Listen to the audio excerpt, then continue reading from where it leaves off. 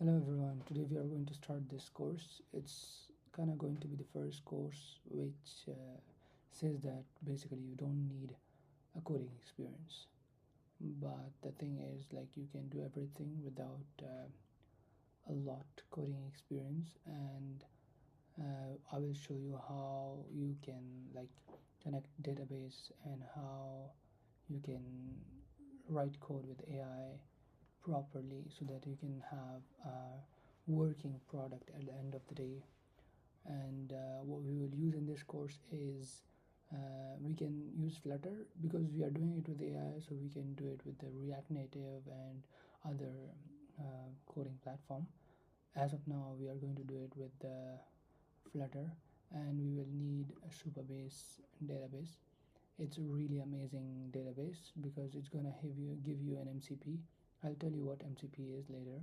So it's gonna give you kind of plugin which you can connect with the Claude Code, and it will help you to write SQL for you within the Supabase, which will create tables and everything for you so that you can use it. And as of now, we are using Claude Code, but we can use other AI tools like Codex, and we can use other AI tool, all available to you can use whoever is supporting MCP like GLM 2.0. So all of those are supporting MCP, we can use those as well. So the mindset, like why AI has changed everything about how we build software, and why that's exactly not scary, because a lot of people are scary from the building with AI. Like first, I have seen that they are not accepting it as a tool because they are saying, okay, they are not as that much capable to build stuff.